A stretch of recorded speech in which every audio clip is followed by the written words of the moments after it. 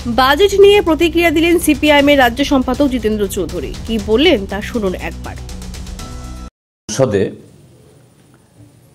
মাননীয় নরেন্দ্র মোদীর নেতৃত্বে যে এনডিএ সরকার তার ১২তম বাজেট পেশ হয়েছে। এই বাজেট অতীতের ১১টা বাজেটের তা থেকে ভিন্ন হবে বা কোনো ব্যতিক্রম হবে এরকম কোনো যে ধারণা নিশ্চয়ই ছিল না। কেননা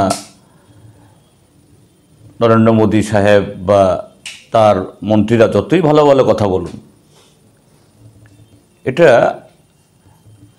আরেকটা তেতো বাজেট হবে দেশের আমজনতার জন্য, সংখ্যাগরিষ্ঠ মানুষের জন্য। এটাই দস্তুর এবং তাই হয়েছে। তো দেখা গেছে এই বাজেটে এখন অবধি সংক্ষেপে বা এই বক্তব্যগুলো শুনে নেট থেকে যা তথ্য পাওয়া গেছে যে দেশের আমজনতা, সংখ্যাগরিষ্ঠ মানুষ, তাদের উপরে আরও বাড়তি চাপ খুব সকৌশলে। তার সাথে হলো এই যে উদারীকরণ, বেসরকারীকরণ, এটাকে আরও তেজি করে বেপরোয়া এই পদক্ষেপগুলো নিয়ে এখন অবধি যে অবশিষ্ট যে কিছু রাষ্ট্রের নিয়ন্ত্রণে দেশের সম্পদ বা এই অর্থনৈতিক ব্যবস্থা ছিল, এটাকে কিভাবে সমস্ত লাগাম খুলে দেওয়া যায় তার নগ্ন চেষ্টা হয়েছে। আমি উদাহরণস্বরূপ কিছু বলছি যে এই সরকারেরই প্রত্যেক বাজেটের আগে একটা ইকোনমিক সার্ভে রিপোর্ট বের হয়, অর্থনৈতিক সমীক্ষা রিপোর্ট বের হয়। সেই সমীক্ষাতেই, এই সমীক্ষা লুকোতে পারেনি, দেশের গরিব মানুষের ক্রয় ক্ষমতা কমেছে এবং যে এমপ্লয়মেন্ট অপরচুনিটি, কর্মসংস্থানের সুযোগ, আমি শুধু সরকারি কর্মসংস্থান বলছি, সরকারি কর্মসংস্থান নেই, মাইনাস। ১২ লক্ষ কেন্দ্রীয় সরকারের বিভিন্ন পদ শূন্য পড়ে আছে গত 10 বছরের বেশি সময় ধরে। যে অন্যান্য ক্ষেত্রেও এই সুযোগ কমেছে, কেননা পাবলিক ইনভেস্টমেন্ট নেই, সরকারি বিনিয়োগ নেই। কারণ সরকারি বিনিয়োগ না হলে আমজনতার বেনিফিট কখনই হয় না। বেসরকারি বিনিয়োগ হলেও কোম্পানি, আম্বানি, আদানিরা, তারা কখনোই দেশের স্বার্থ, জনগণের স্বার্থ ভাবে না।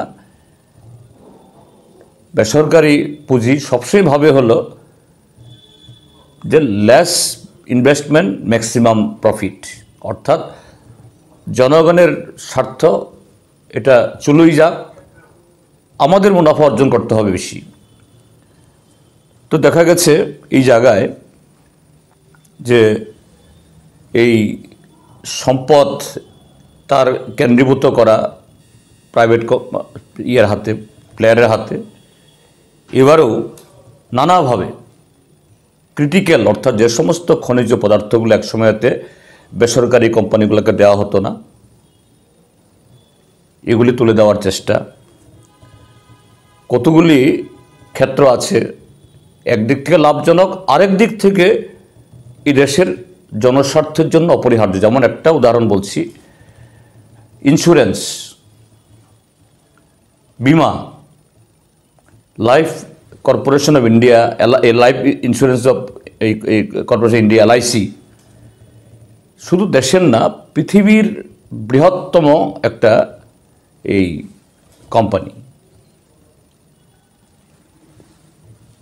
সরাসরি যেমন সেখানে অনেক এমপ্লয়ি আছেন, তার সাথে এজেন্ট ইত্যাদি বিভিন্নভাবে লক্ষ লক্ষ পরিবার বেঁচে আছেন। পৃথিবীতে এত বড় যে এই ইন্স্যুরেন্স কোম্পানি কোথাও নেই। এখন এবার সিদ্ধান্ত হয়েছে যে ফরেন ডাইরেক্ট ইনভেস্টমেন্ট, বিদেশি কোম্পানি, ইতিমধ্যেই এটা 40% বা 48%, 49-50% আগে থেকেই বিদেশি ব্যাংক কোম্পানিগুলোকে ছাড় দেওয়া হয়েছে। এবার এফডিআই সেখানে যে 100% ছাড় দেওয়া হয়েছে বিদেশি কোম্পানি, ইন্স্যুরেন্স কোম্পানি আমাদের দেশে ইন্স্যুরেন্স করাবে। তার মানেটা হলো এলআইসির সর্বনাশ হবে।